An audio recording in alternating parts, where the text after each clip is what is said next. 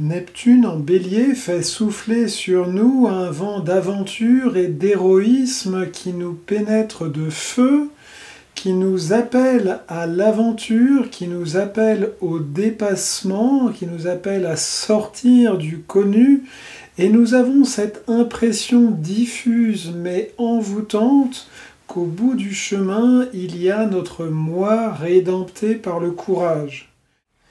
Et tandis que chaque jour de 2025 qui passe nous imprègne de plus en plus de ce feu qui va aller croissant fin mars, fin mai, fin juin, et qui va nous remplir de plus en plus, nous pouvons sentir la société entière qui est en train de basculer d'une ère poisson, dans laquelle la valeur prioritaire était l'inclusivité, l'universalité, le fait que nous soyons tous égaux, que nous puissions tous être différents et que se profile petit à petit, politiquement, intérieurement, une ère dans laquelle c'est l'héroïsme des États, l'héroïsme individuel, l'héroïsme de notre esprit qui a envie de laisser passer ce besoin de partage, ce besoin de justice pour aller vivre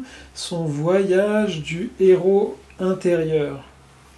Dans cette vidéo, je vous invite à ce voyage. Nous allons explorer ce que veut dire Neptune, nous allons explorer ce que veut dire Neptune en Bélier, nous allons voir ce qui se propose pour 2025. Et il y aura une partie, la dernière partie, dans laquelle nous verrons quelle est, on pourrait dire, la légende personnelle de chaque signe, quel pourrait être un grand mythe, un grand narratif que chacun des 12 signes peut poursuivre pour surfer sur cette vague de feu, sur cette vague d'inspiration, sur cette vague de dépassement de soi à laquelle nous sommes appelés jusqu'en 2039. Neptune, d'une part, le Bélier, d'autre part. Comment ces deux-là peuvent-ils se rencontrer ? Neptune, c'est cet océan cosmique, ce sont ces vagues qui nous portent cette envie de dissolution dans le tout, cette envie de se fondre avec volupté dans tout ce qu'il y a de plus magique, dans tout ce qu'il y a de plus infini. C'est donc un mouvement d'expansion, un mouvement de dilution, un mouvement de dissolution, là où le Bélier, au contraire, est un mouvement de contraction, comme de la poudre que l'on mettrait à un endroit pour qu'elle puisse exploser et créer un effet. Le Bélier, c'est notre feu intérieur, c'est cette enveloppe de volonté que l'on met dans ce cosmos pour que nous puissions nous exprimer comme individus.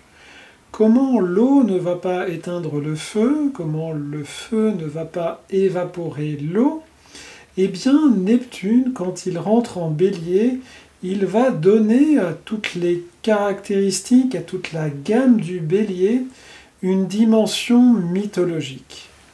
Quand Neptune rentre dans un signe, quand Neptune rentre dans une maison, il joue cette maison ou il joue ce signe à l'octave supérieure, c'est-à-dire qu'il en fait ressortir la dimension spirituelle, la dimension cosmique. Jouer plus aigu, chanter plus aigu, ceux qui ont déjà chanté savent que ça peut aller plus facilement avec des fausses notes que quand on joue à une hauteur ordinaire. Il n'en reste pas moins que Neptune, rentrant donc dans un signe ou une maison, va vouloir en faire ressortir le caractère supérieur. Quand Neptune rentre en Bélier, il va donc se saisir de notre individualité, il va se saisir de notre volonté, de nos projets, de notre leadership, et il va tâcher de les élever à un niveau mythologique, à un niveau d'une puissance spirituelle. Aussi, on ne pourra pas vivre de façon pleine, on ne pourra pas vivre de façon épanouie, si pendant ces 15 ans, nous n'avons pas un grand projet, si nous n'avons pas une grande vision de nous-mêmes, Et Neptune en Bélier va donc nous inviter à réveiller le caractère supérieur, le caractère divin, le caractère inspiré de notre personnalité, de nos projets, de notre leadership. L'orientation sociale de Neptune, c'est le mysticisme et sur un plan plus pratique, c'est le communisme. L'orientation sociale du Bélier, c'est l'individualisme, c'est le nationalisme aussi, puisqu'il y a cette force, il y a une recherche de la puissance de ce qui m'appartient, la puissance de ce que je peux faire avec ce qui me définit. Et on va donc pouvoir observer deux tendances assez extrêmes dans cette période, qui sont d'une part le communisme qui chercherait plus de force pour s'exprimer, ou au contraire, du côté plutôt ouest, l'individualisme qui exalterait la culture de la puissance, la culture de la masculinité, la culture du courage, la culture du travail, la culture de la force. Ces deux forces vont pouvoir se combiner pour les personnes qui le cherchent, c'est-à-dire qu'on va pouvoir trouver cette jonction dans laquelle les individus, dans leur force, peuvent se réunir dans une collectivité. Socialement, on ne peut pas attendre que ça arrive dans les 15 ans qui viennent, mais à titre individuel, on peut en tout cas naviguer vers ça. Neptune en Bélier, c'est donc le mystique, Neptune qui rentre dans la caserne, qui rentre dans le lieu martial, le lieu d'entraînement spartiate, et on pourrait prendre plusieurs images pour imaginer quelle est l'énergie qu'il va y avoir ici. Ça pourrait être par exemple le méditant, la personne de la non-dualité, qui rentre dans l'endroit des arts martiaux et qui va donner aux arts martiaux une dimension plus mystique. Mais ça pourrait être aussi les Templiers qui allient d'une part le côté guerrier, ce côté armé, ce côté chevalier qui correspond au Bélier, et le côté religieux et spirituel de Neptune qui est d'avoir un ordre, qui est d'avoir des vœux, qui est d'avoir l'idéal de la transformation de la société, l'idéal de recréer une communauté chrétienne nouvelle en delà des formes figées. Neptune et Pluton connectent l'humanité à son inconscient collectif. Pluton connecte l'humanité à sa part d'instinct animal, connecte l'humanité à sa partie sombre, à tout ce qu'il peut y avoir comme cauchemar, comme obsession lourde, comme impression ou besoin de contrôle reptilien, là où Neptune connecte l'humanité avec ses paradis perdus, avec tous ces besoins nostalgiques de fusion, de retrouver une unité perdue, de retrouver une perfection perdue. Les deux peuvent donner le meilleur s'ils sont bien utilisés, et les deux peuvent nous perdre, bien que ce soit dans un certain sens dans des directions contraires. Neptune nous pousse vers une forme de dilution, d'oubli qui peut être de l'ordre d'un désir de retour intra-utéro-divin, de vouloir retourner vers l'unité primordiale sans vouloir faire le chemin d'individuation, le chemin de transformation, le chemin de réalisation spirituelle. Et Pluton, si nous utilisons sa part inférieure, nous mène à la destruction, nous mène à un désir de puissance et de contrôle individuel ou nationaliste. Chaque planète est comme une station radio et comme un pont qui nous connecte à certaines parties de l'univers, à certaines parties du psychisme de l'humanité, de notre psychisme individuel. Et Neptune va donc nous connecter avec certains idéaux, certaines nostalgies, certaines impressions que tout pourrait être parfait, que tout pourrait être divin. Et pour vous faire ressentir l'effet à la fois individuel et collectif de Neptune, je vous propose une exploration historique de comment, à chaque fois, les 13,5 années où Neptune reste dans un signe, donc il y a un moment de transition entre deux signes, on pourrait dire 12 ans dans un signe, on pourrait dire 15 ans dans un signe, mais en tout cas la moyenne sur l'ensemble du cycle, c'est 13 ans et demi. Et vous allez voir, c'est tout à fait parlant quand on se souvient ce qui s'est passé dans ces différentes époques, eh bien, de voir comment Neptune a exalté une certaine impression que telle ou telle partie de la culture, telle ou telle partie de l'homme était divine et que par cela on pouvait réellement atteindre ce qu'il y avait de plus incroyable. Par exemple, commençons en 1929-1942, donc c'est évidemment la très grande époque du fascisme, où la science en fait avait atteint un degré de perfectionnement qui était de très loin supérieur à l'intelligence, à la conscience de l'être humain, et où du coup eh bien, il y a eu un choc dont l'humanité du reste ne s'est pas vraiment remise encore, entre les capacités de la science à nous faire progresser et la stupidité de l'utilisation par l'homme de ces nouvelles technologies.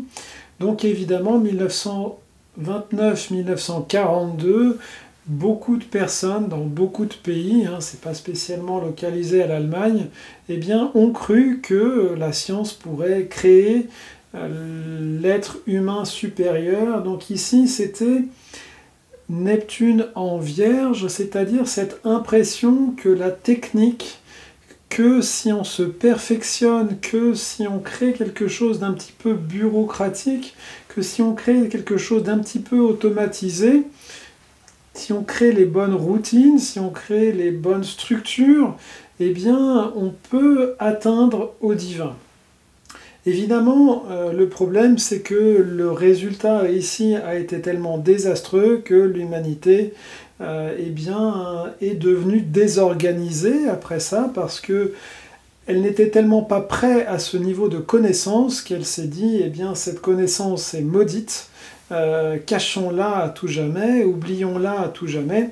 Et donc une partie significative de l'inconscient collectif de l'humanité liée à Neptune en Vierge est, on pourrait dire, dans le fond de l'océan, un petit peu, si vous voulez, comme le Titanic, on y reviendra avec Neptune en Capricorne tout à l'heure. On a perdu cette partie-là, elle est devenue tabou, elle est devenue un matériau plutôt atomique, on pourrait dire. Donc elle est rentrée dans le domaine plutôt de Pluton. Et puis nous avons donc l'étape suivante, forcément, c'était Neptune en Balance, 1942-1955. Et là, on va prendre le contre-pied, puisque le fait de vouloir structurer, le fait de vouloir avoir quelque chose qui appartient, la Vierge est un signe de terre, donc elle est liée à son sol. Ici, les événements, disons, de la Deuxième Guerre mondiale avaient montré la limite du sol, la limite de la territorialité. Et ensuite, à partir de 1942, on a voulu faire exploser cette territorialité avec Neptune en Balance. C'est cette exaltation de l'amitié, l'amitié entre les peuples, vous savez, cette grande parole de l'époque, l'amitié franco-allemande, ou des choses comme ça. On s'est dit finalement, c'est vraiment plus beau, c'est vraiment plus divin quand on a la capacité de se mettre à la place de l'autre, d'écouter l'autre. Finalement, on n'avait pas écouté les Allemands, maintenant on va les écouter, on va les aider, on va créer quelque chose de commun. Et donc évidemment, c'est à ce moment-là qu'on crée, donc en 1951, la proto-Union européenne qui était la Communauté européenne du charbon et de l'acier, qui mène ensuite, un petit peu après, mais c'est la suite logique, en 1957, au traité de Rome. Et puis ce côté gentil, ce côté mignon de l'inconscient collectif, qui aujourd'hui nous a vraiment lassés, on en est très loin aujourd'hui, on l'a un petit peu oublié, mais en tout cas à l'époque justement, une fois qu'on a fait ce cycle, donc de 13 ans jusqu'en 1955, la jeunesse notamment trouvait tout ça un petit peu bête, un petit peu ennuyeux, et c'est là qu'on est arrivé à Neptune en Scorpion à partir de 1956 jusque 1969, donc y compris mai 68. On a eu ici une apogée des valeurs de révolte, des valeurs aussi sexuelles, des valeurs de l'inconscient sombre de l'humanité, 1956-1969, c'est les 60s, on pourrait presque dire les 60s de ce point de vue. C'est l'apogée des Beatles, par exemple, évidemment des Rolling Stones, si c'était un film, par exemple, ça pourrait être Psychose de 1960, où justement on a envie d'aller explorer ce qui nous fait le plus peur, et il y a cette croyance que dans les ombres, eh bien, Dieu est caché quelque part, que si on arrive à franchir ce voile des ombres, on arrive à quelque chose qui est vraiment constitutif, qui est vraiment essentiel de l'être humain. Puis après avoir passé les 60s, à avoir mis des blousons noirs, à s'être révolté, à avoir fait la révolution dans beaucoup de pays en 1968, on a trouvé ça à nouveau un petit peu immature, si vous voulez. Chaque signe se croit plus intelligent dans ce processus que le précédent, car Neptune c'est la mode, c'est Hollywood, et les modes passent, et la mode précédente, quand on la regarde, vous savez, des grosses fleurs, ou des pantalons pas de def, ou quelle que soit la mode, ou des fraises autour du cou, vous savez, c'est toujours assez extravagant, assez improbable les modes, et ce n'est qu'après coup qu'on se rend compte du caractère volontairement choquant. Elle devait nous connecter à une partie finalement assez restreinte de l'inconscient collectif, et après coup, c'est un peu comme si vous aviez mangé des Haribo pendant une semaine, vous dites mais comment j'ai mangé ça pendant aussi longtemps?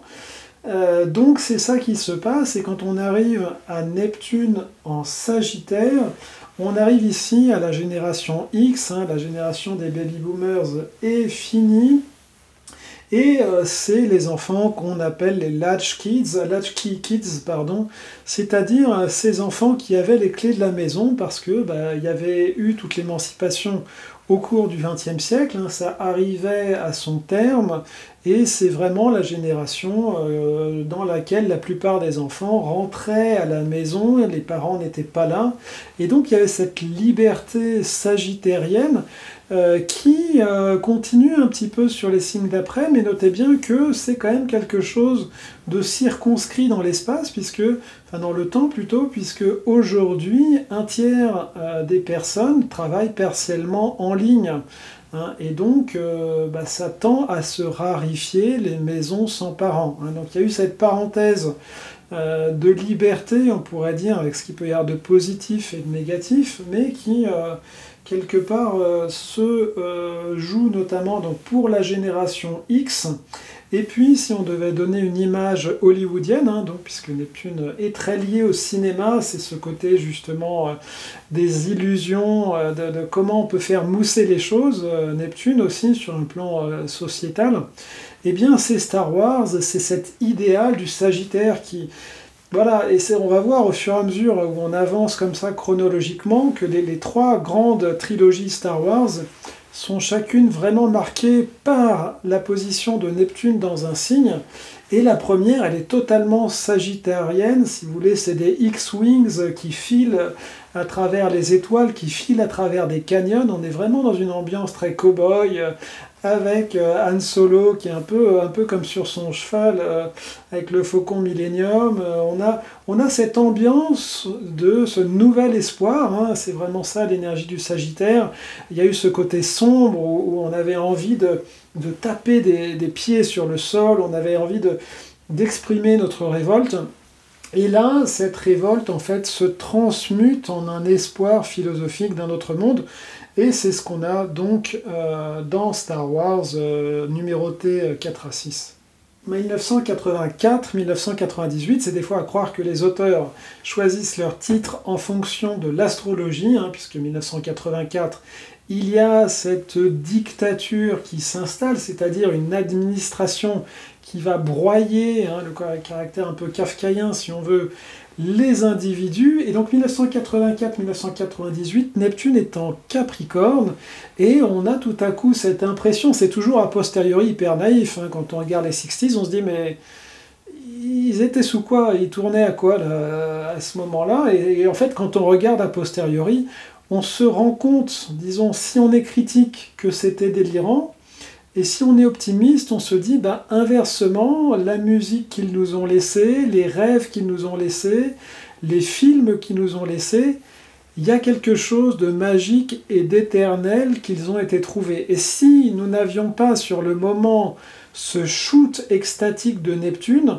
eh bien jamais nous n'irions aussi loin. Voilà, il y a une sorte de gueule de bois quand on termine un cycle de Neptune, et c'est vraiment ce dans quoi on est aujourd'hui. On est sur la toute fin, si vous regardez cette vidéo, au moment de sa publication, on est à la toute fin de Neptune en Poisson, et il y a une sorte de gueule de bois où on se dit, mais qu'est-ce qu'on a fait ? On a tellement voulu l'universalisme que l'individu a été dissolu dans le politiquement correct, dans l'égalitarisme absolu, et on se dit, mais il est peut-être temps de rééquilibrer. Et en fait, on va redéséquilibrer. En vérité, c'est bien sûr ce qu'on voit déjà politiquement, et donc là on est dans la transition, il y a quelque chose d'une sorte d'équilibre, mais au fil du temps où on va avancer dans Neptune en Bélier, on va aller vers un déséquilibre plus grand en direction du Bélier. Donc pour l'instant, peut-être beaucoup d'entre vous se réjouissent de la transition parce que Neptune en Poisson nous avait déçus et devait nous décevoir pour que nous puissions passer à la leçon suivante, mais vous allez voir qu'au fil des années, nous allons finalement trouver les revirements politiques, médiatiques, sociétaux, culturels un petit peu lourds, parce qu'évidemment, disons, la masse s'approprie Neptune d'une façon assez addictive, d'une façon assez peu sage, et ça tourne souvent à la caricature de l'idéal que ça pourrait être. Mais je digresse beaucoup et revenons à Neptune en Capricorne. Ce qui est intéressant dans Neptune, dans les signes un petit peu rigides, et ce sera le cas pour le Bélier, donc on peut avoir cet avant-goût avec Neptune en Capricorne. Hein. Je vous renvoie sur la vidéo que j'ai faite récemment sur Saturne en Bélier. C'est un petit peu ce même genre de combinaison qu'il y a eu avec Neptune en Capricorne. Et donc, on avait ici à la fois le côté dissolvant de Neptune et à la fois le côté structurant du Capricorne. Donc, Neptune, et il y a eu notamment une conjonction assez forte à cette époque qu'on peut appeler la conjonction de la chute du mur de Berlin en 89, qui est cette conjonction dans laquelle Neptune va utiliser l'énergie de réactiver un idéal plus grand pour faire dissoudre l'idéal un petit peu moisi, un petit peu figé qui s'était installé notamment dans tout le bloc soviétique, puisque même si le bloc soviétique et la Russie sont des pays et des essences, on va dire, neptuniennes par nature, hein, il y a quelque chose de collectiviste dans l'Asie en général, et donc d'un point de vue européen,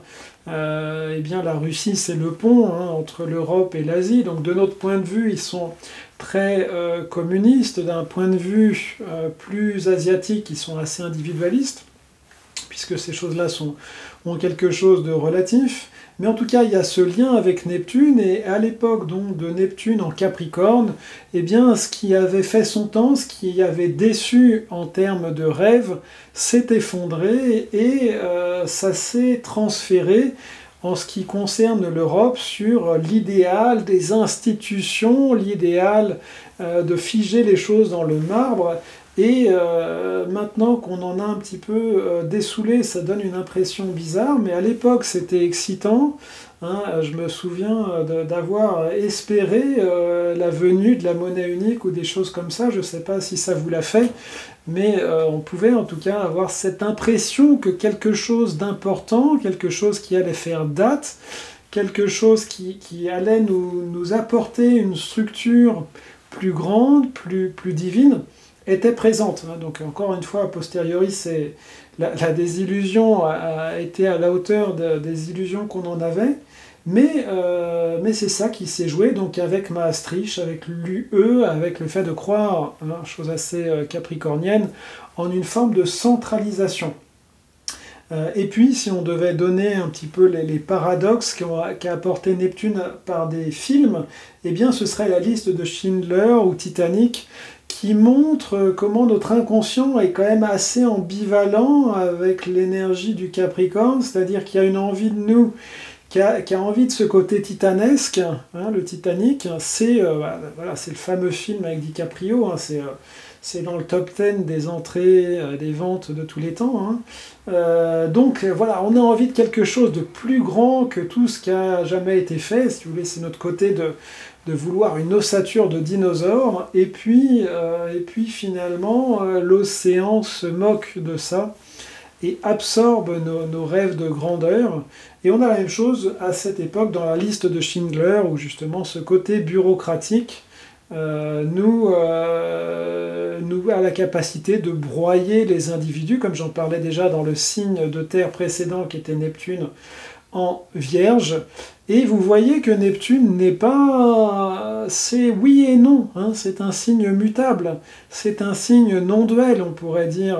Neptune, il est A et non A à la fois, c'est-à-dire que à la fois il dissout l'Union soviétique et à la fois il crée l'Union européenne qui est une sorte de remake de l'Ouest, de la même chose, et sur un plan cette fois-ci plutôt libéraliste, mais c'est le même genre de machine à gaz compliquée dans laquelle on voue dans un premier temps une foi inconsciente. Et nous passons à Neptune en Verseau, et je vous demande de retrouver cette excitation, cet émerveillement que nous avons pu avoir dans cette ouverture de la nouvelle révolution industrielle, la 4e révolution industrielle, si on veut, donc après celle du charbon, après celle du pétrole, après celle de l'électricité, eh bien c'était la révolution industrielle de l'Internet. Donc pour l'instant, c'est pas une révolution très culturelle, vous aurez remarqué, hein. Et l'intelligence artificielle est plus une intelligence technologique, disons un facilitateur intellectuel, disons comme le tracteur pouvait être un facilitant de la force physique limitée de l'homme. C'est plus l'intelligence artificielle est à l'intelligence que le tracteur est à l'agriculture, en gros. Donc oui, ça pousse des grosses choses, donc oui, on produit plus, mais ça reste un gros tracteur poussif, si vous voulez. Quoi qu'il en soit, à cette époque, on ne réfléchissait pas encore comme ça, et nous étions beaucoup, et j'en étais l'un d'eux, dans une école, je me formais justement à ces technologies, et il y avait quand même un engouement vraiment grand, et c'est dans cette énergie, donc on était de 98 à 2011, hein, un téléphone à forfait illimité, c'était un petit peu le Graal, ceux qui avaient ça, on les voyait comme les pachas du Nouveau Monde, et puis même les opérateurs voulaient racheter ces forfaits illimités qui sont maintenant d'une banalité absolue. Je ne sais même pas si pour 2 euros vous n'avez pas ce forfait illimité, c'est bien possible. Toujours est-il que c'était cette époque-là. Et pour donner quelques films qui donnent un petit peu la contradiction subtile de ce qu'a été Neptune en Verseau, le Truman Show, le Fight Club, Matrix, Avatar, et puis Le Seigneur des Anneaux, donc ici c'est l'exaltation de la fraternité, hein, le Verseau, la fraternité, le collectif, il y a cette communauté de l'anneau, il y a un elfe, il y a des humains, il y a des hobbits, il y a des nains, et ils n'ont rien à voir, mais ils sont tous très contents de travailler ensemble. C'était ça, Neptune en Verseau. On avait la même chose dans Star Wars 1 à 3, les extraterrestres de toutes les origines galactiques sont très contents de travailler ensemble, et puis on a les sombres robots qui manigancent dans l'ombre avec le comte Dooku. C'était ça un petit peu la part d'inconscient qui s'est travaillée pendant cette période jusqu'en 2011. Hein, et puis là aussi, en fait, une fois qu'on a... Si vous voulez, les Neptunes dans un signe, c'est une grosse vague comme ça qui arrive. Et puis il y a quand même un moment où la vague se casse, probablement vers les 2/3, la moitié des 2/3 du cycle. Donc là, on va rouler sur cette vague pendant les 6-7 prochaines années. On va être, ouais, super, on est libre, les pays peuvent se reconstituer un petit peu en dehors de blocs. l'individu peut à nouveau s'exprimer, puis au bout d'un moment on va dire ah là, ça va, allez, ah, on peut plus. Donc on aura ce phénomène, et donc entre 98 et 2011, il y a un moment en fait où on atteint vraiment au sommet de ça, si vous voulez. On a eu Facebook, et puis à un moment on arrive vraiment à partir de 2008 environ, donc il y a la crise financière, il y a beaucoup de gens finalement qui sont sur ces réseaux sociaux, et une fois que tout le monde y est, on se rend compte que ça nous a... C'est-à-dire, il y avait cet espoir, on l'a goûté, ça a eu, si vous voulez, cet effet complémentaire du lion, de dire ah ouais, on est tous lions, tous ensemble, hein, c'est le côté Verseau. Et puis à un moment, on s'est dit, mais en fait, c'est un peu des paillettes, hein, vous voyez, il y a ce côté sol gluant après la fête, dans le côté alcoolisé, on pourrait dire, de Neptune, qui finit par s'imposer. Et donc là, bah, ça n'a pas manqué, hein, voilà, c'était Matrix & Co. Et puis, bah, comme vous savez, depuis avril 2011, nous sommes, si vous regardez cette vidéo au moment de sa publication, dans Neptune en Poisson, mais nous sommes vraiment dans l'écume du cycle. Hein. La vague s'est déjà cassée il y a pas mal d'années. On y a cru, faut remonter en 2011, hein, ça nous ramène à pas hier, on va dire, mais si vous ramenez au moment de la publication de Wikileaks, au moment de Edward Snowden, il y avait cette idée, les choses cachées, vous savez, le poisson, c'est un petit peu aussi comme la 12e maison, il y a des secrets, si on révèle les secrets, si on dévoile les trucs, ça va être génial. Donc par exemple, il y avait cette excitation vraiment quand la vague était croissante de Wikileaks, de Snowden, etc., de dire bah, finalement il y a eu des informations cachées, il y a eu ce mouvement, je pense que comme moi vous y avez cru, ce mouvement Black Lives Matter, ce mouvement peut-être MeToo, on était déjà un petit peu sur le... c'était le début de l'essoufflement, mais on pouvait y croire encore, il y avait ces moments, si vous voulez, de toute la conscience écologique qui se voulait encore croissante à cette époque-là.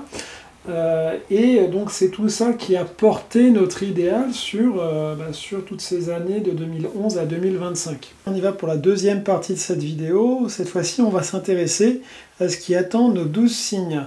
Et notamment, on va aller voir profondément qu'est-ce qui va pouvoir se passer dans leur âme, puisque Neptune n'est pas une planète superficielle, hein, c'est donc pas la planète simplement qui nous pousserait à l'addiction, à l'illusion ou au mensonge, ce qu'on serait vraiment l'expression inférieure, mais plutôt on va aller voir ce qui pourrait inspirer, transformer, spiritualiser chacun des 12 signes pendant les années de Neptune en Bélier. Alors comme thème général, on pourrait prendre le thème de la toison d'or, puisque cette toison, eh bien, c'est-à-dire c'est une peau, hein, et c'est une peau de bélier, donc il s'agit de se couvrir en fait d'une peau d'animal qui, comme dans le cas par exemple des téphilines juives, eh bien, sont une connexion à ce règne de la nature et permettent donc de retrouver la partie brute de notre âme, mais aussi du coup la partie la plus profonde, hein, puisque ce qui est le plus grossier dans notre âme est potentiellement aussi ce qui est le plus élevé et le plus spirituel. Donc dans cette quête de la toison d'or, eh bien, il y a un groupe qu'on appelle les Argonautes, qui est dirigé par Jason, qui est préparé par Chiron, hein, le même qui apparaît dans les cartes natales, en tout cas le même nom qui apparaît donc comme astéroïde, qu'on peut appeler, enfin ça se lit Chiron en français, hein, mais le grec suggère plutôt Chiron.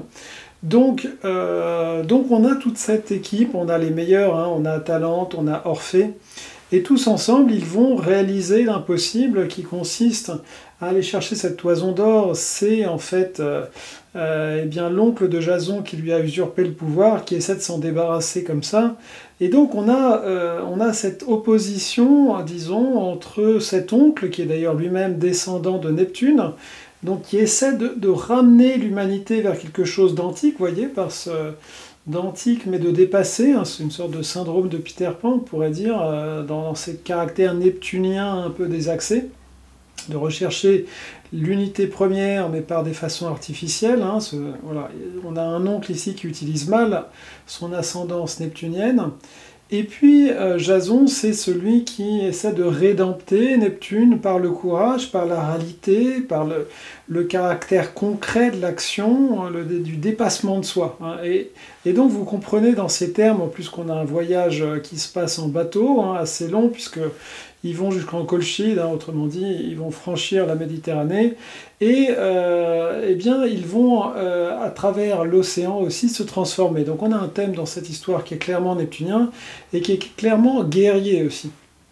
Il est notable qu'ils arrivent dans un lieu où se trouve la toison d'or, et que l'épreuve principale pour récupérer la toison d'or eh bien, consiste à combattre un dragon et à combattre 2 taureaux, qui garde cet objet par le fait qu'il y a des taureaux, en plus il y en a 2, donc c'est comme la maison 2 ou le deuxième signe, hein, et qu'on ait, et le côté féminin aussi, hein, et qu'on ait un dragon, eh bien on voit clairement que là ils doivent se battre contre l'axe taureau-scorpion, qui est l'axe de l'énergie sexuelle, c'est l'axe qui à la fois peut nous faire chuter, hein, puisque c'est souvent notre désir de possession. Alors chez les femmes, ça peut être chez les femmes ou chez les hommes d'ailleurs, ça peut être un désir de possession matérielle pour être sexuellement plus désirable ou pour donner plus d'opportunités à ses enfants. Hein. Et puis c'est l'axe aussi qui peut nous rédempter si on retrouve la force véritable de Neptune, mais aussi en général donc du taureau, la force du scorpion, et bien on peut justement utiliser cette énergie sexuelle pour être créatif, pour être puissant, pour acquérir des pouvoirs, etc.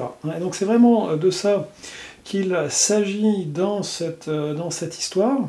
Et on y va pour les béliers, donc ils ont Neptune à domicile. C'est quelque chose qui peut être assez challengeant, mais c'est quand même une planète bénéfique, on va dire, Neptune. Le côté dissolvant sur une personnalité fragile peut mener à des addictions, peut mener à un excès de compassion, peut mener à un excès de nostalgie du monde divin, hein, mais globalement, Neptune est quand même une planète plutôt sympathique, qui apporte plutôt des bénédictions, et le fait de l'avoir dans son signe est un potentiel intéressant. Bon, ceci dit, l'énergie de Neptune n'est pas l'énergie du Bélier, donc un petit peu comme avec Saturne, hein, j'en ai parlé dans ma vidéo sur Saturne en Bélier, il peut y avoir une impression de ralentissement, hein, avec Neptune, ils ne vont pas pouvoir aller aussi vite qu'à leur habitude. Si on prend des exemples, nous avons Sergueï Rachmaninov, hein, donc le célèbre compositeur excellent, il y a beaucoup de films qui reprennent ses musiques, et à juste titre, hein, il y a quelque chose de très, très pénétrant, très inspirant dans sa musique. On a Edmond Rostand, donc celui qui a écrit Cyrano de Bergerac, hein, qui a été adapté au cinéma, mais c'est une pièce au début. On a Léon Blum aussi. Et puis on a Harry Houdini, qui est un des fameux, une des personnes qui s'attachent avec des cadenas et qui arrive à se libérer dans des conditions extrêmes.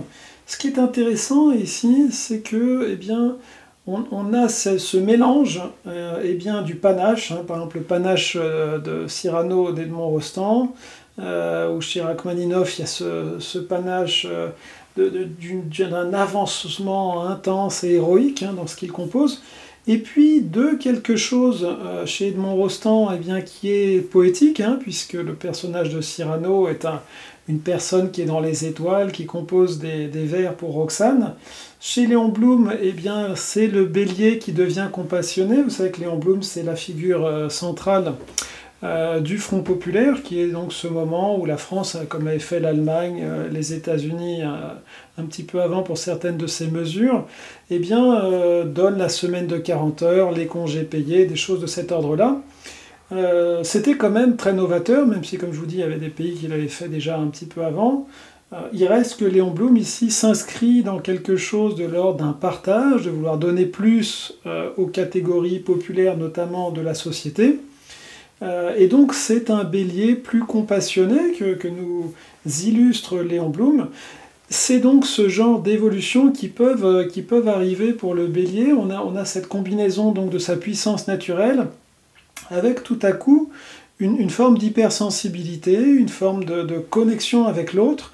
Le bélier ici ne va pas pouvoir rester dans sa forme souvent assez cash de faire les choses. Le bélier s'ennuie très rapidement, il n'aime pas les choses qui durent, il n'aime pas les choses qui... Ouais, il faut que ça bouge, hein. Et il n'a pas toujours, disons, la sensibilité d'attendre que l'autre arrive à la même conclusion, passe aussi à l'action, se réveille, finisse de digérer, ou Dieu sait quoi. Ici, avec Neptune qui est dans son signe, il va s'ouvrir plus, il va devoir en tout cas s'ouvrir plus à ces réalités des différences de façon d'être et de faire. Vous n'allez pas tirer l'essence du transit de Neptune en Bélier si vous ne rentrez pas dans l'inconscient collectif. Et vous n'allez pas rentrer dans l'inconscient collectif avec la partie logico-mathématique de votre intelligence. Vous avez besoin ici de l'intelligence spirituelle, de l'intelligence intrapersonnelle, interpersonnelle, de l'intelligence verbale, mais voilà, l'intelligence logico-mathématique ici nous parle plutôt en fait d'un aspect vierge, hein, ce serait plutôt le Mercure en Vierge qui fonctionnerait comme ça, et là on est à l'inverse, on est dans l'énergie de Neptune, et donc pour en bénéficier, eh bien, il faut comprendre ce qui est attendu de votre signe, mais dans ce qui se bouge, dans l'énergie, dans l'étoffe subtile de vos rêves. Et donc, pour le bélier, une image, on en donnera pour la plupart des signes, en plus donc des personnalités qui sont nées avec Neptune en bélier et qui appartiennent au signe, hein, comme on vient de le faire pour les béliers. Ceux que j'ai donnés sont des personnes qui à la fois sont béliers et à la fois sont nées dans une époque de Neptune en bélier.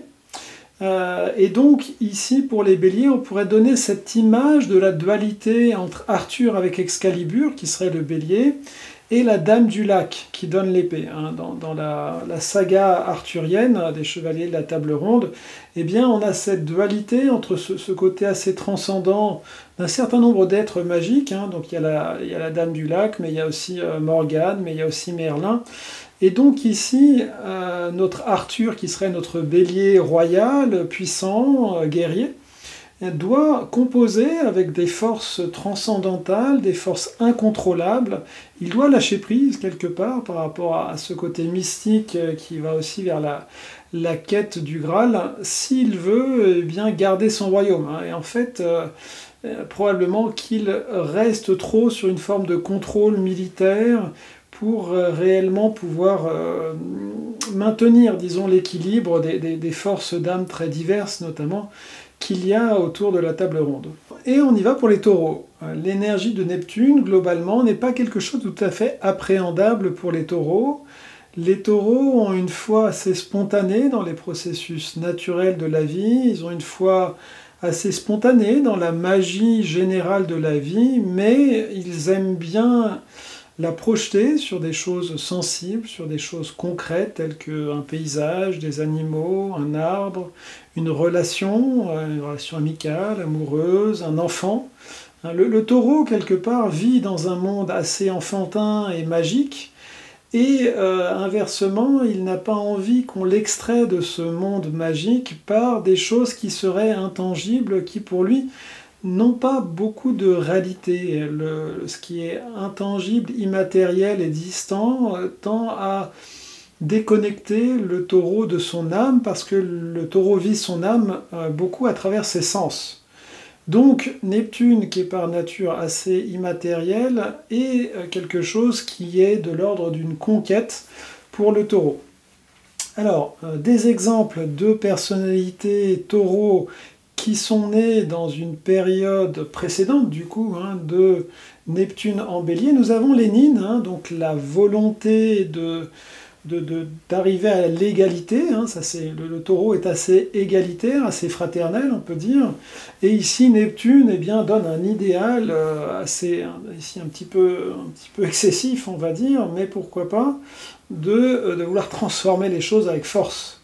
Nous avons Rabindranath Tagore qui va donc lier le côté bucolique, hein, il nous parle d'un jardinier divin et du jardin divin. Donc on a cette énergie taureau liée à la nature, mais qui est transposée sur un plan plus sacré. Nous avons aussi Louis IX, hein, aussi appelé Saint-Louis, qui donc ici est aussi quelqu'un d'assez traditionnaliste, comme peuvent l'être les taureaux, mais qui met ce traditionnel au service d'une quête, qui en l'occurrence sera notamment une croisade. Bon, ce ne sera pas un succès pour lui puisqu'il y mourra finalement, mais on a cette idée de s'inscrire dans une tradition, qui est un processus assez taureau.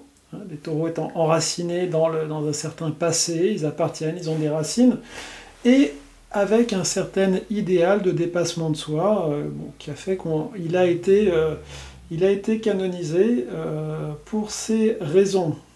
Et si on s'efforce donc de combiner la réalité du vécu du taureau avec l'exigence héroïque et de dépassement de soi, et d'aller quand même vers un certain futur lié à l'élément feu de Neptune en Bélier, on arrive à cette image de Jack et le haricot magique, qui est ce conte justement dans lequel il y a une famille assez pauvre qui doit vendre une vache pour obtenir des haricots magiques et aller dans le ciel en fait avec ce haricot magique et combattre là un ogre et finalement au cours de plusieurs aventures successives acquérir une richesse plus profonde.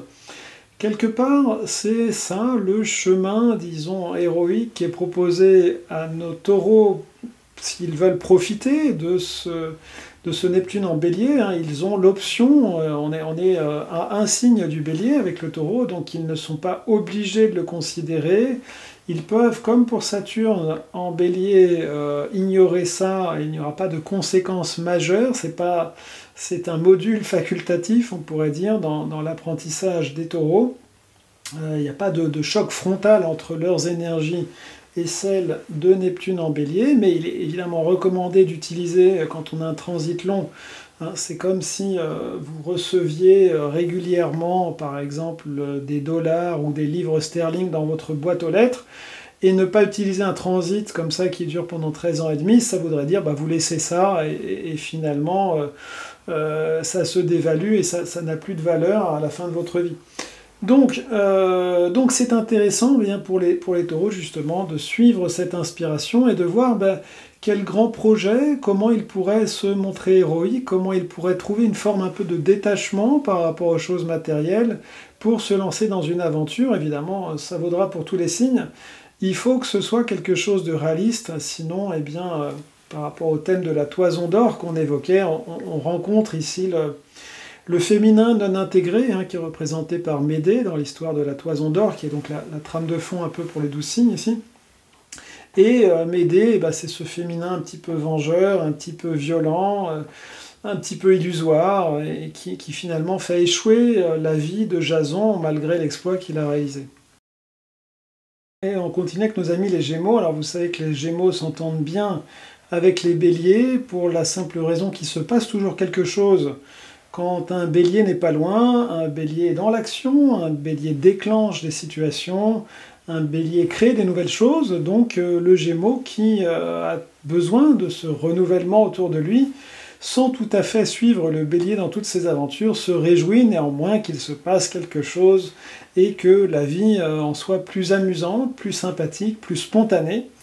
Donc Neptune en Bélier pour les Gémeaux est dans ce sens une grande nouvelle, une bonne nouvelle plutôt, et c'est néanmoins quelque chose auquel ils ne vont pas nécessairement adhérer instantanément, dans la mesure où Neptune est quand même le signe qui correspond, disons la planète qui correspond au signe des poissons, qui est donc opposé au signe de la Vierge, qui leur serait quand même plus familier. Donc il y a quelque chose d'un petit peu trop émotionnel, brumeux, profond, psychique, là où finalement le Gémeaux aime bien des choses relativement concrètes, rapides, intellectuelles, discursives, etc. Donc il y a quand même un effort à faire pour les Gémeaux pour rentrer dans ce qui pourrait se passer pour eux ici. Ils vont avoir le rôle, entre autres choses, de dédramatiser, de rendre les situations un peu plus légères. Bon, l'être humain, de façon générale, a tendance à faire des drames. Vous avez vu mon récapitulatif de Neptune dans les signes précédents. À chaque fois, on s'imagine des montagnes, et puis après on en fait des drames. Neptune en Poisson, il y a eu beaucoup de beaucoup de cris dans tous les sens sur beaucoup de sujets, et tout ça a souvent accouché d'une souris, hein, comme on sait.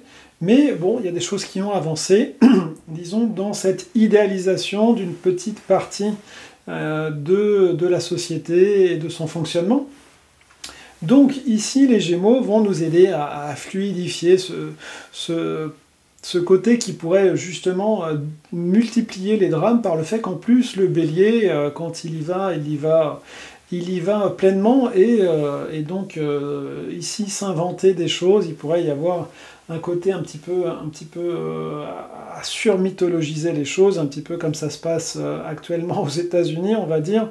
Et pour l'instant, peut-être ça nous amuse, mais je ne sais pas combien de temps ça va nous amuser. Enfin, peut-être il y en a qui inquiètent aussi éventuellement. Mais donc, le Bélier va quand même ici devoir s'insérer dans cet équipage des Argonautes et trouver ce qu'il peut y faire. Ce qu'il peut y faire notamment, eh bien, c'est, si vous voulez, celui qui va rédiger l'histoire, qui va raconter l'histoire. Hein, ce rôle de la personne qui, au coin du feu, raconte une histoire inspirante, hein, comme il y avait ça dans les tribus. Vous savez, il y avait le soir, une fois que la nuit était tombée, il n'y avait pas 1000 activités possibles, et l'une d'elles, eh bien, c'était qu'une personne d'un caractère peut-être un peu Gémeaux ou Balance, eh bien, raconte une histoire profonde, une histoire initiatique, tandis que crépitait le feu au centre. Hein. Donc c'est cette atmosphère aussi qui peut inspirer les Gémeaux de se dire, ben, on a ce feu là qui est quand même assez intense avec Neptune et puis Saturne qui vont arriver en 2025 en Bélier, et autour de ce feu, ben, moi je peux avoir ce rôle de tisser, hein, de tranquilliser par un sens plus narratif. Et nous passons au signe du Cancer, et là il y a un très très beau moment qui se prépare. Franchement, je m'en réjouis pour eux, parce que quand on regarde les personnalités donc Cancer qui sont nées dans une période de Neptune en Bélier, eh bien on a des personnalités vraiment intéressantes, puisque nous avons Marcel Proust, hein, donc l'écrivain français, peut-être le plus grandiose avec Victor Hugo. On a Jules César, on a Peter de Neuf, on a Jean de la Croix, on a Louis Blériot. On a vraiment une très belle équipe ici de personnes qui à la fois ont été capables d'imaginer des choses qu'on aurait cru impossibles. Hein. Il y a ce côté visionnaire, on va dire, de Jules César. Il y a ce côté, on va en parler beaucoup, de Marcel Proust. Il y a ce côté du mysticisme du Cancer qui là est exalté vers un idéal fraternel de Peter de Neuf. Il y a Jean de la Croix qui est un des deux fondateurs des Carmélites, et qui avait donc ses visions mystiques, qui a écrit ses poèmes mystiques. Donc là, c'est le Cancer a par nature comme zone d'expression la poitrine, et si on y rajoute le feu, eh bien la poitrine devient une forge, qui était vraiment ce qui s'est passé avec Jean de la Croix, hein, puisqu'il parlait de la vive flamme d'amour, c'est-à-dire la flamme du Saint-Esprit qui vient éveiller l'âme, en la faisant d'ailleurs aussi passer par une nuit noire, mais dans cette idée d'une construction qui enflamme l'être. Alors, comme je vous disais, il y a quelque chose d'extraordinairement émouvant dans ce qui peut se passer pour les cancers éveillés que vous êtes probablement, ou que vous connaissez probablement si vous regardez cette vidéo, puisque quand on pense que Marcel Proust avait justement cette configuration de Soleil Cancer et Neptune en Bélier, et quand on voit l'immensité de ce qu'il a pu en faire, si vous n'avez jamais lu d'extrait d'À la recherche du temps perdu, ben je vous recommande, il y a des belles lectures qui sont disponibles notamment sur YouTube, et vous allez voir, en tout cas si vous avez 40 ans ou plus, que c'est d'une profondeur philosophique et psychique qui est assez inégalée. Évidemment, quand on est un peu plus jeune, c'est quand même une sorte de leçon, de sagesse, de détachement, de compréhension de quelque chose qui est au-delà du temps, qui est au-delà de l'individuel. Donc pour une personne, quand on est encore à faire des expériences premières, on va dire, dans sa vie, c'est un petit peu un spoiler, si vous voulez. Hein. La recherche du temps perdu, c'est une sorte de spoiler sur ce qu'on va vivre plutôt après 40 ans. Et donc, quand on est jeune et pas très éveillé sur ces domaines-là, eh bien, on l'ouvre un petit peu et on le referme. Mais si on y réfléchit, eh bien, la quête qui attend les cancers éveillés, c'est de l'ordre de cette capture de la biche d'Artémis, qui se trouve donc dans les 12 travaux, pas les 12 travaux d'Astérix, hein, ça ce serait, les 12 travaux d'Astérix, ce serait plutôt pour le Gémeaux, hein, éventuellement. Pourquoi pas. Mais pour le cancer, ce serait la capture de la biche de Sérénique. Et donc, la biche d'Artémis, vous savez, cette déesse lunaire, justement, hein, c'est la principale déesse lunaire, Artémis. Elle a ce côté un petit peu caché, si vous voulez, de la personne qui vit dans la forêt. Et ce côté féminin, assez indépendant d'ailleurs, hein, puisque la Lune a une forme d'indépendance par rapport au Soleil. Et ici, eh bien, Héraclès doit attraper la biche, mais sans la blesser véritablement, sinon il va subir la malédiction d'Artémis. Il n'en a pas besoin parce qu'il est déjà maudit par Héra. Ça veut dire qu'il ne peut pas avoir une vie sociale classique, hein, et c'est ce qui le rend héroïque. Mais bon, il ne va pas cumuler non plus les malédictions des déesses, donc il est obligé de l'attraper sans la blesser. Et c'est vraiment ce qui se passe pour les cancers dans cette période, et on verra que c'est le même scénario pour les scorpions, et un petit peu évidemment aussi le même scénario pour notre troisième signe d'eau, qui est le poisson. Il s'agit d'oser exprimer la profondeur, la beauté, l'hypersensibilité, et au prix de sortir de toutes les circonvolutions de son âme, comme l'a fait Marcel Proust. Imaginez, donc il a mis un demi-retour de Saturne à écrire ça, pour explorer toutes les facettes de sa mémoire, de ses souvenirs, des impressions que lui ont fait, notamment toutes les femmes qu'il a rencontrées. Et c'est vraiment ça l'objet ici de la quête. Hein. Il y a cette biche qui est hyper délicate, hein, qui est notre sensibilité, et plus on s'en rapproche quelque part, plus on a envie de s'en éloigner. Hein. Vous savez, vous voyez une biche, elle est déjà repartie, c'est très fugace quand on croise une biche, sauf dans des moments très particuliers. Et c'est ça qui doit animer l'âme des cancers pendant cette période, de se dire ma sensibilité est quelque chose qui est certainement un petit peu nébuleux, certainement un peu excessif des fois, c'est tellement changeant, c'est comme les marées, c'est comme les vagues qui se transforment à chaque instant. Mais dans cette quête, je vais en faire une arme, je vais en faire une puissance, je vais en faire quelque chose qui me dépasse, hein, comme ce monument donc de la littérature mondiale qu'est La recherche du temps perdu. Parlons du signe du lion, et donc là je suis aux premières loges pour vous en parler par mon ascendant lion et mon stellium en maison 5, hein, maison qui a donc valeur lion. Et les lions, eh bien, ils sont fortement impactés actuellement par Pluton, qui est donc en opposition dans le signe du Verseau, et qui leur demande un fort détachement par rapport à ce qu'ils aimeraient faire, par rapport à ce qu'ils aimeraient être, par rapport à la façon traditionnelle dont ils aimeraient briller. Donc nos amis lions ont déjà fort à faire par l'opposition avec Pluton en Verseau, notamment évidemment les lions premiers décans. Hein. Pour ce qui est des lions ou des stelliums ou des lunes ou des ascendants lions deuxième et troisième décan, c'est évidemment d'une actualité beaucoup moins brûlante et qui se révélera plutôt au fil, disons, des 13 ans et demi du transit. Et donc pour vous donner une idée de ce qui se passe quand on est lion de soleil et qu'on a Neptune en bélier, eh bien voici des exemples. Henry Ford, Sri Aurobindo, donc Ford, hein, c'était le fondateur de Ford, hein.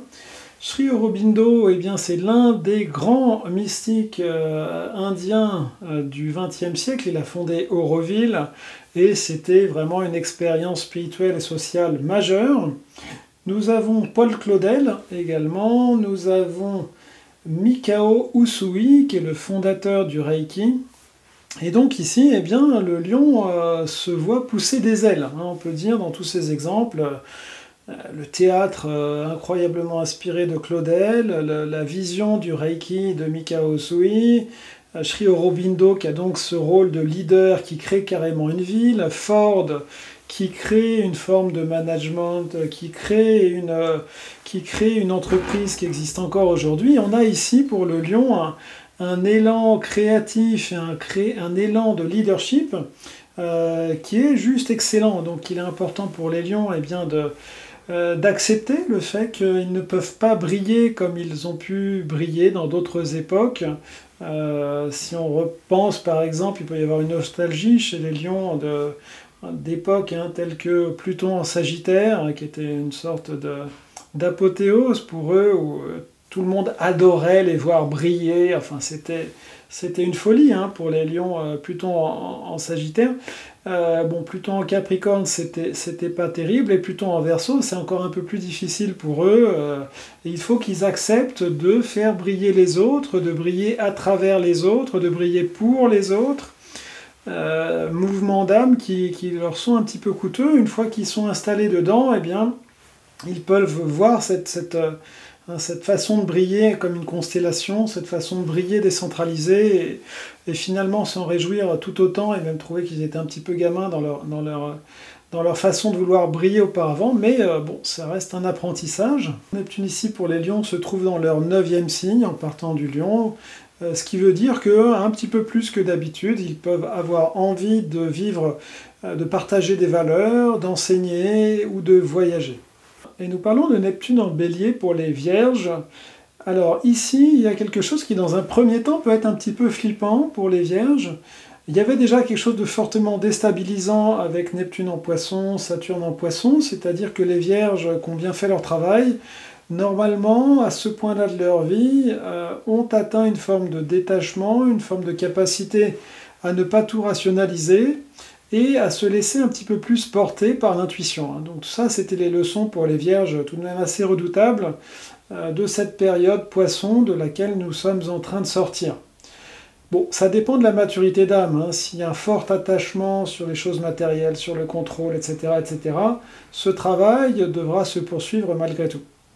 Mais ici, ça change d'élan, c'est-à-dire qu'on peut imaginer que les Vierges qui ont accepté de faire le travail qui leur était proposé ont quand même maturé à l'intérieur de leur âme une vision plus grande d'elles-mêmes. C'est-à-dire que ces transits en Poisson nous connectent à notre moi supérieur, nous connectent à notre esprit, nous connectent au tout. Et pour les Vierges, c'est une belle leçon parce qu'elles sont sorties quand même de choses plus quotidiennes, plus tangibles, et elles ont pu se connecter à quelque chose de leur nature divine, ou de la nature divine de leur mission. Et là, il s'agit de mettre ça, d'acter ça, de mettre ça en mouvement, de le réaliser. Donc si on prend 2 exemples de Vierges qui sont nées avec Neptune en Bélier, nous avons Maria Montessori, on va en parler, et puis nous avons H.G. Wells, romancier de science-fiction britannique. Alors, commençons par Maria Montessori, pour donner donc un exemple vraiment concret. Je m'entends vraiment très bien avec les personnes du signe de la Vierge, j'ai beaucoup de bonnes relations avec les Vierges en général, parce que y a ce côté serviable, il y a ce côté chaleureux, il y a ce côté aussi à vouloir apprendre, et étant Sagittaire et m'en transmettre, il y a une bonne combinaison comme ça.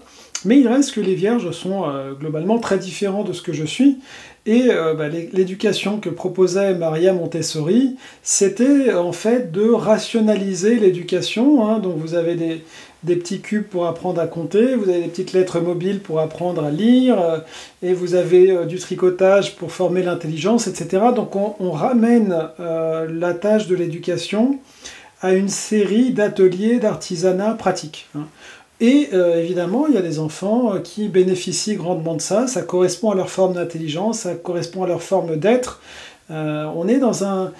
c'est très intéressant d'ailleurs la disparition, on pourrait dire, du moi dans l'enseignement Montessori, puisque quelque part, le professeur est un artisan qui organise l'atelier pour que les élèves puissent, de façon assez autonome et là aussi assez impersonnelle, aller vers l'artisanat qui leur correspond. Donc c'est vraiment une vision de l'être qui est profondément vierge, et qui peut donc être fantastique pour des personnes qui ont besoin de ça.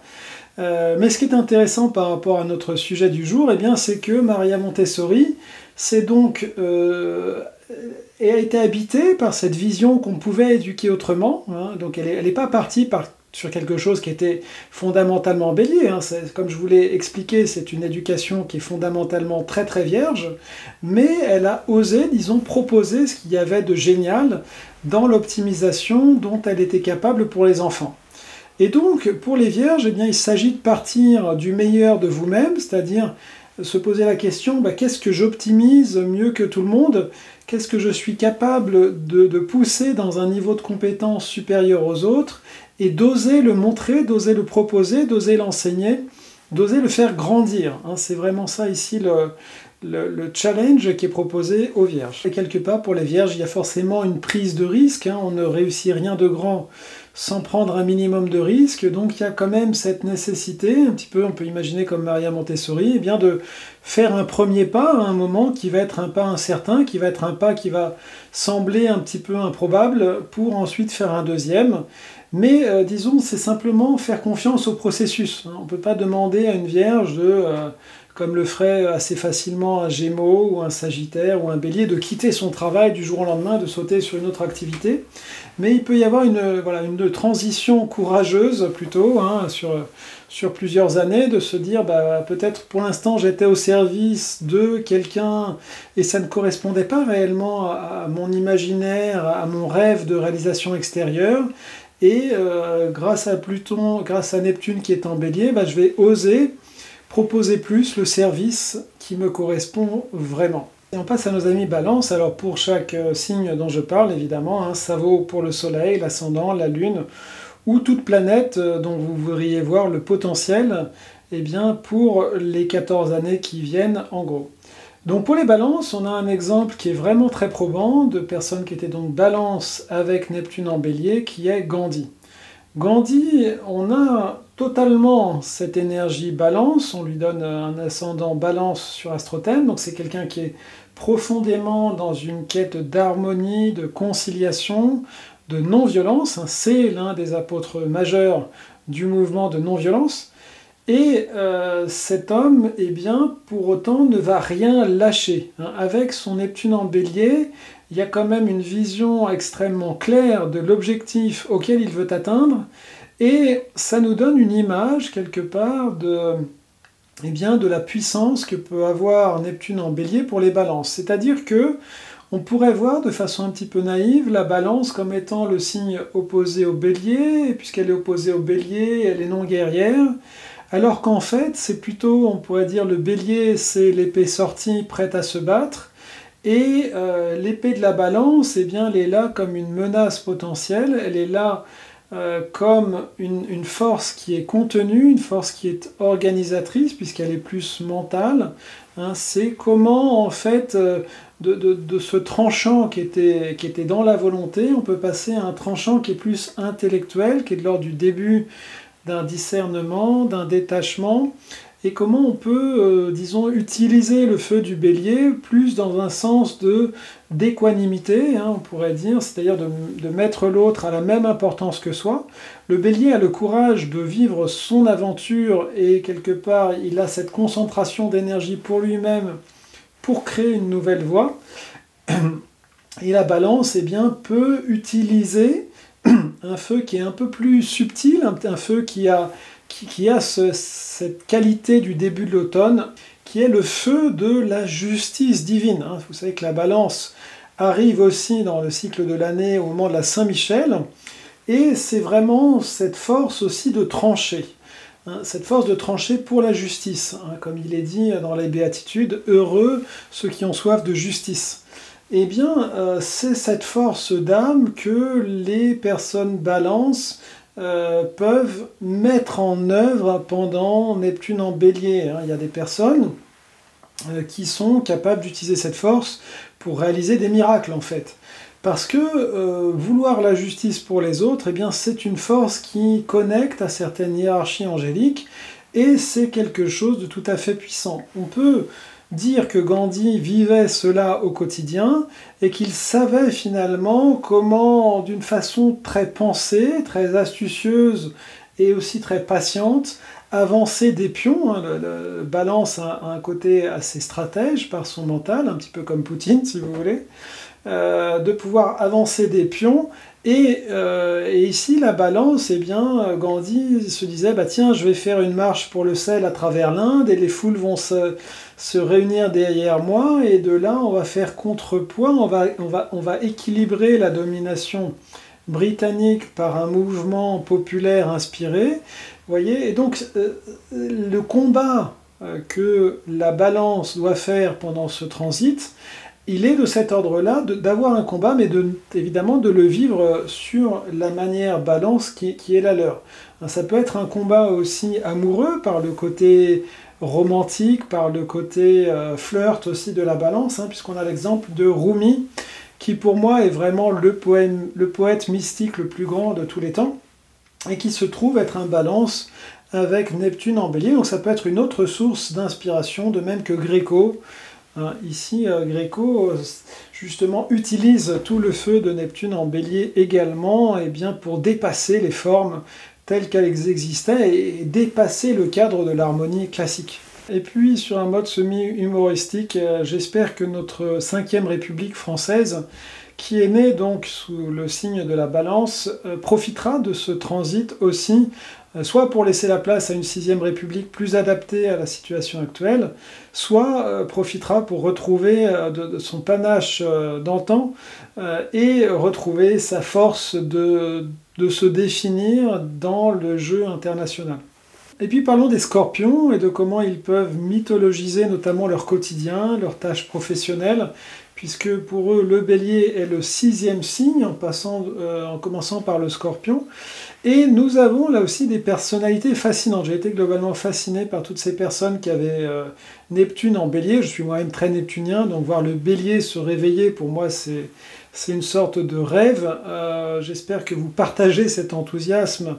En tout cas, c'est mon objet de vous le partager dans cette vidéo. Et on a donc des personnes tout à fait extraordinaires là aussi pour le scorpion. Et je vous les donne, et j'espère que, amis scorpions qui regardez cette vidéo, ça vous inspire à vous dire que de grandes choses vont être possibles dans les 14 ans qui viennent. On a Marie Curie. Marie Curie.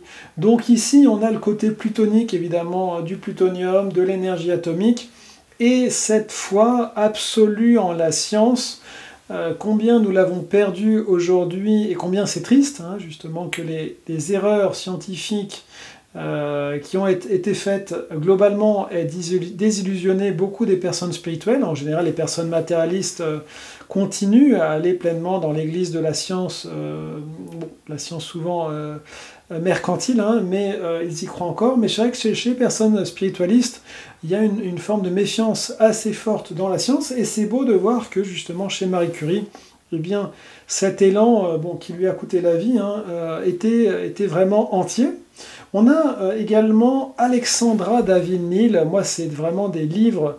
Vous savez, c'est une personne qui part dans les Himalayas, qui rencontre des Tibétains improbables, qui ont des pouvoirs magiques et qui parlent de ces pratiques magiques qui étaient découvertes à l'époque. Vraiment une personne incroyablement inspirante. C'est-à-dire qu'ici, l'univers alchimique du Scorpion se met en quête d'horizons nouveaux. D'ailleurs, on a vraiment ça aussi chez le couple Curie, puisqu'ils avaient ce laboratoire. Enfin, c'était incroyable. Ils étaient tous les deux à travailler là-dedans jusqu'à des heures improbables. Et à faire, voilà, tiens, on va extraire un peu d'uranium comme ça. C'est un peu ces processus où il y a cette volonté d'aller plus loin, de franchir des étapes, de concentrer plus ce qui pourrait être toxique pour en faire des choses plus puissantes. Et puis on a aussi Paul Valéry qui pour le coup va réussir à exprimer la nostalgie du phénix qui meurt avant de renaître, puisque il avait ce constat avec la Première Guerre mondiale du drame, mais il arrivait à en faire quelque chose quand même qui réveille une partie de notre âme. Et au lieu d'être, disons, le scorpion qui va un peu broyer du noir, parce que la vie des scorpions est quand même plus difficile que celle des autres signes en moyenne, lui arrivait à mettre ça en mouvement par la littérature.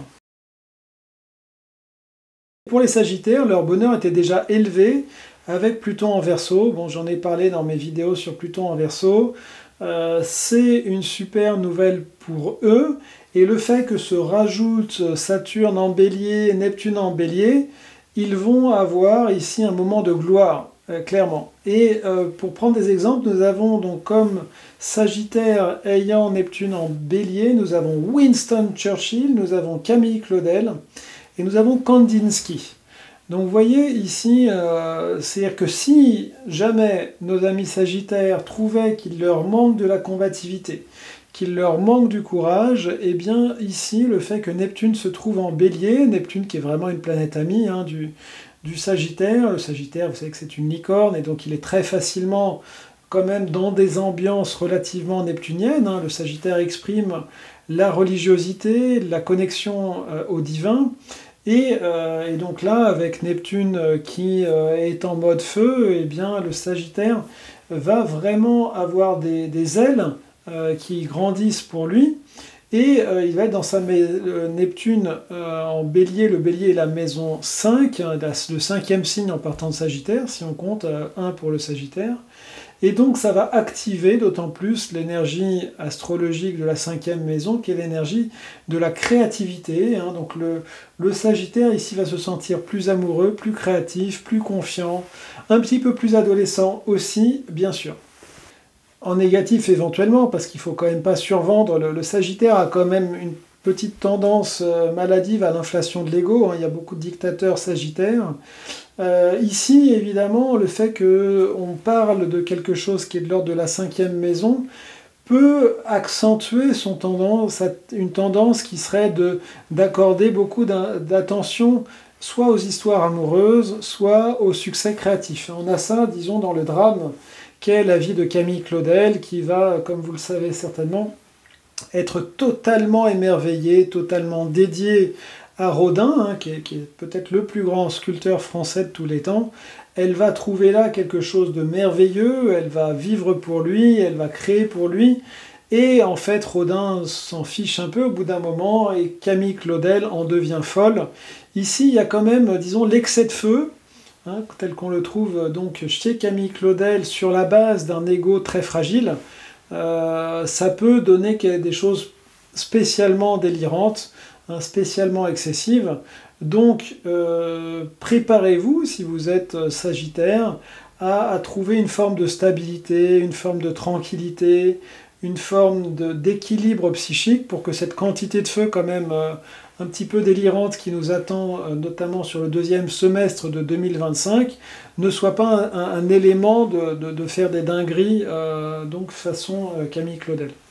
En tant que Sagittaire, vous avez compris que c'est un transit qui me met profondément en joie, et ça me met aussi en joie de voir comment les 12 signes du zodiaque vont s'allumer, comment les yeux, comment l'âme va briller plus dans les yeux de chacun.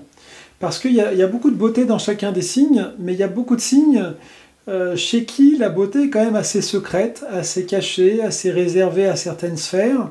Et si vous ne connaissez pas ces personnes-là dans l'intimité, finalement, vous devez deviner, vous devez étendre votre âme pour capter ça. Des personnes, par exemple des personnes capricornes, justement, comme on va voir maintenant, ça demande, disons, de les connaître ou de les deviner pour ressentir cette beauté de patience, de sculpture. Le Capricorne, c'est vraiment le sculpteur infiniment patient de l'âme. Mais dans l'instant, si vous voulez, le Capricorne, il est quand même concentré sur sa tâche, et c'est plutôt dans les résultats que vous allez comprendre, ah oui, quand même, il y avait de la grandeur dans son âme. Mais il ne va pas forcément vous la partager dans l'instant, notamment quand c'est quelqu'un que vous ne connaîtriez pas profondément. Et donc c'est très réjouissant, je trouve, de savoir que les Capricornes, là aussi, vont être amenés à réchauffer cette matière d'âme extrêmement patiente, extrêmement hivernale, qui est la leur, et qu'on va avoir donc des configurations comme celle des personnes suivantes, donc qui sont des Capricornes avec Neptune en bélier. En tout cas, tous les Capricornes vont développer le potentiel de ces personnes. Donc on a Benjamin Franklin, l'un des pères fondateurs des États-Unis, mais qui était aussi un scientifique génial. Il utilisait la force de la foudre ou des choses comme ça. On a Thérèse de Lisieux, donc peut-être la mystique française la plus connue. Elle a été élevée au rang de docteur de l'Église. On va en parler aussi. Incroyable réalisation de Capricorne qui tout à coup s'enflamme. Et puis troisièmement, dans mon choix, hein, vous pouvez faire une recherche sur Astrothème des Capricornes avec un Neptune en Bélier. Hein, il y en a à chaque fois évidemment une vingtaine relativement connus. Et nous avons aussi Rudyard Kipling, donc l'auteur célébrissime du livre de la jungle. Et là aussi, on a quelque chose de l'ordre d'une tradition, d'une sagesse, hein, comment passer de la jungle à la civilisation sans perdre ce côté, le côté loup en nous, le côté tigre en nous, le côté ours en nous. Enfin, c'est génialissime.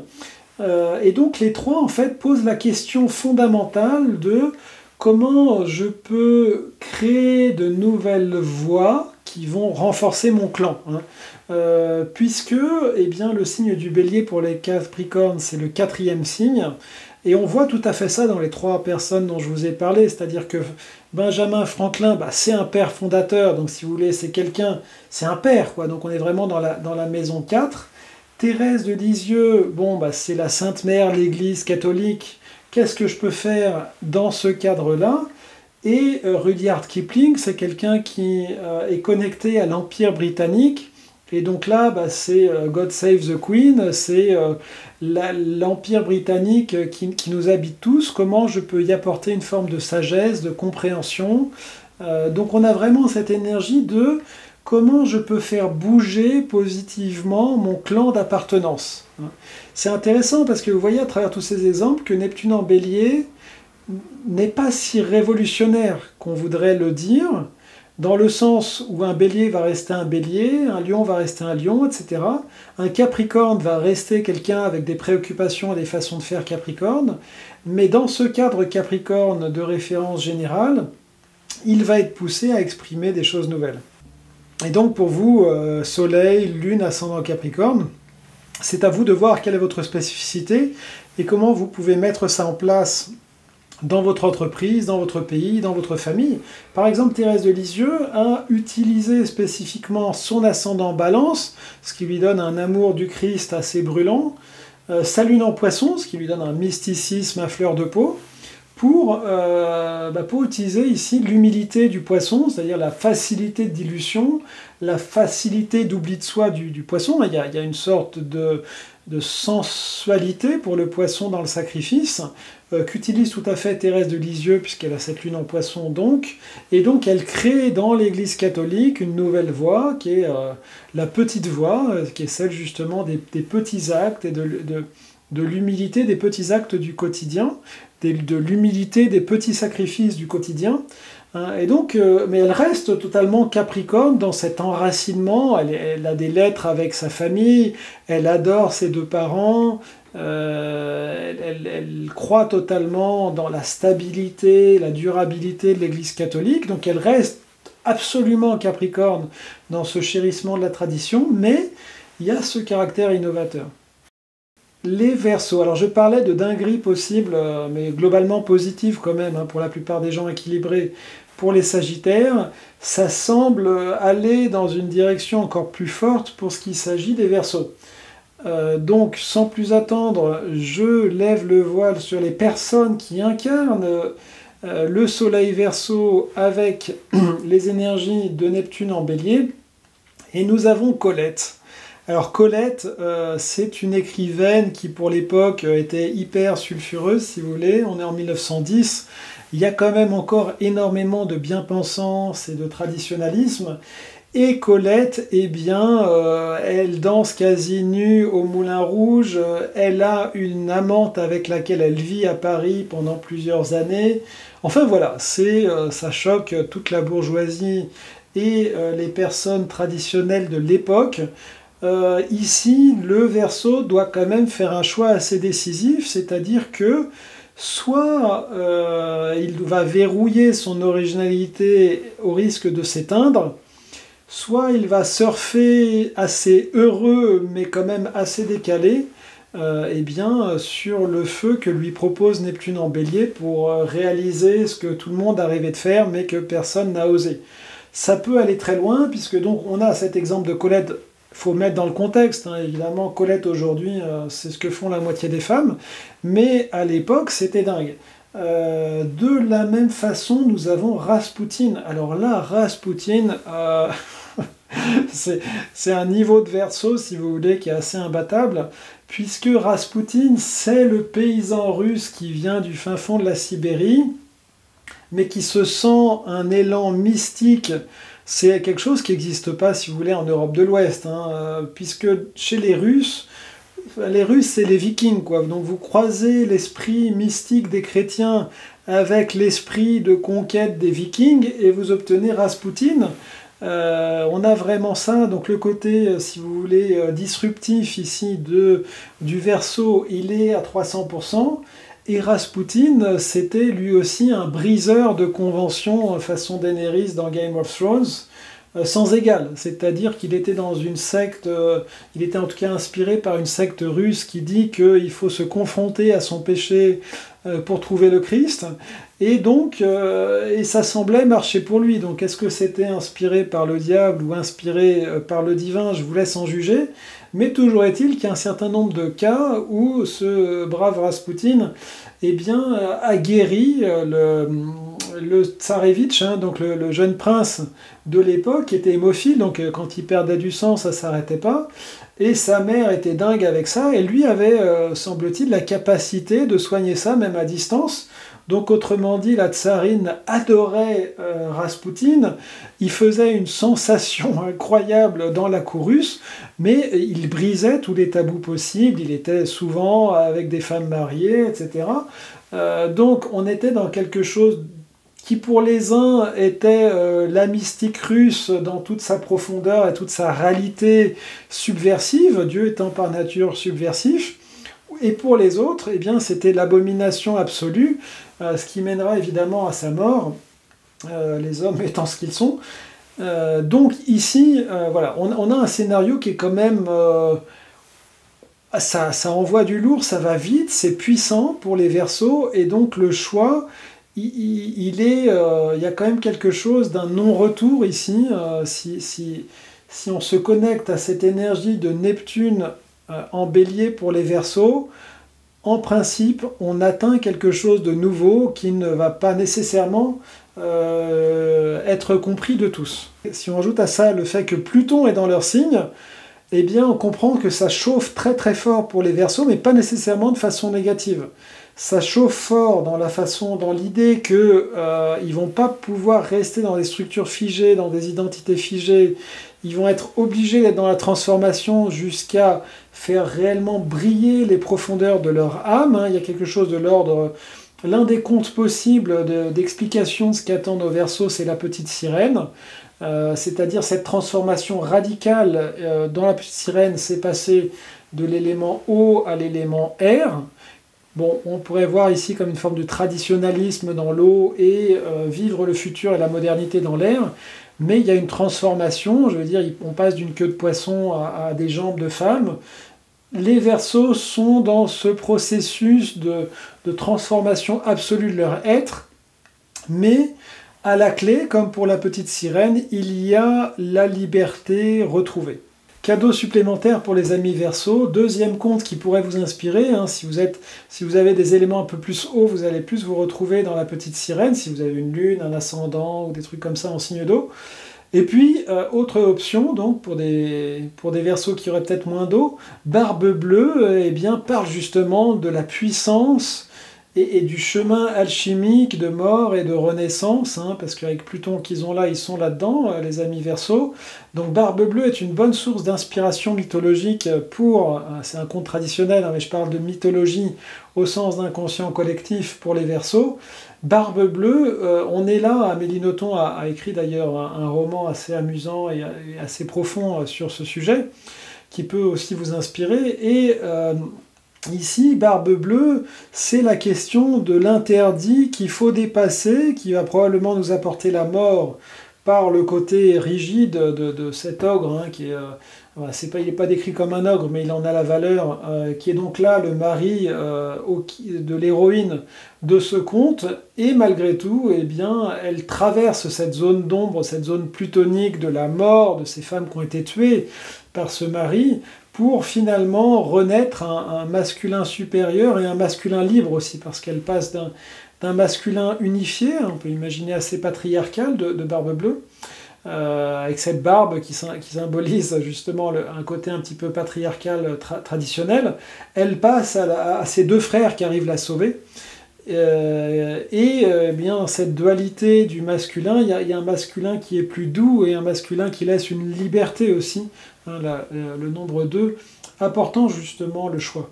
Et on termine comme il se doit avec nos amis poissons. Ici le scénario, donc je vous invite, si vous ne l'avez pas déjà écouté, à regarder ce que j'ai pu dire à la fois pour les cancers et à la fois pour les scorpions, puisque d'une certaine façon on a le même chemin, et spécialement par rapport à ce que j'ai dit sur les cancers, ce chemin de vivre l'exploration, la mise en valeur de l'hypersensibilité. Ici, le chemin, ça pourrait être le chemin de Poil de Carotte. Poil de Carotte, c'est un héros traditionnel, un livre pour enfants qui, comme pour les bons livres pour enfants, n'est pas que pour enfants, qui est un écrit de Jules Renard. Jules Renard, c'est donc justement un poisson, c'est un hypersensible, Jules Renard, très critique, hein, c'était une sorte de moraliste, si vous voulez, à la façon des moralistes du XVIIe siècle. Et il a le soleil en poisson et il a Neptune en bélier. Et l'histoire qu'il raconte, qui est à mon sens à 50-60% autobiographique, même si son enfance était loin d'être aussi malheureuse, c'est justement une histoire assez mythologique parce qu'on a une sorte de Cendrillon, si vous voulez, ou de Cosette, ou d'héroïne, de Dame Hauleux. Enfin, c'est ces enfants maltraités, hein, qui, je pense pas que Jules Renard était maltraité, mais bon, il vivait dans cette époque où souvent l'enfance était maltraitée et ça a dû l'inspirer certains faits divers qui allaient dans ce sens. Toujours est-il que l'histoire de Poil de Carotte, c'est celle d'un enfant maltraité par ses frères et sœurs, ignoré par son père, il est esclavagisé, on pourrait dire, par sa mère, et malgré tous ces malheurs, il se découvre par exemple dans l'adoption d'un petit oiseau perdu auquel il redonne de la force et qui finit par s'envoler en chantant pour lui. Il trouve dans la puissance de son hypersensibilité la capacité de donner un sens au monde et de faire en sorte que sa vie s'améliore. Finalement, son père prend sa défense. Donc on a cette idée ici avec Poil de Carotte que l'hypersensible doit utiliser la force de son psychisme pour pouvoir vivre dans un monde qui est par nature un petit peu surchargé d'émotions, de violence. Et puis Poil de Carotte, c'est aussi le feu sous la braise ou même le feu sous la vague ici qui est présent dans la description qu'en fait Jules Renard, qui n'est pas une enfance, hein, si vous voulez, qui serait totalement innocente, mais comme le dit Jules Renard, c'est une enfance qui en fait a des griffes et qui doit apprendre à les utiliser. Donc je dirais ici pour les poissons, c'est une belle image que nous donne Jules Renard, de se dire où sont mes griffes, dans quel cas je dois les utiliser, comment je peux à la fois des fois être un tigre, mais un tigre qui vit quand même sur le moteur de cette sensibilité. Et voilà, c'est ça que j'avais vraiment beaucoup de joie à vous partager. Mettez-moi dans les commentaires ce que vous attendez pour cette période de Neptune en Bélier. Je pense que là, l'humanité va vers des choses qui vont être en tout cas passionnantes. Vous pouvez en trouver plus dans mon livre sur Neptune qui est à prix coûtant en ligne. Vous pouvez en trouver plus aussi sur mon site internet. N'oubliez pas d'aimer cette vidéo, de la partager, de la commenter. Ça aide à être référencé et ça permet à l'astrologie de rencontrer sa dimension plus mythologique et plus neptunienne. Merci beaucoup, à bientôt pour d'autres vidéos.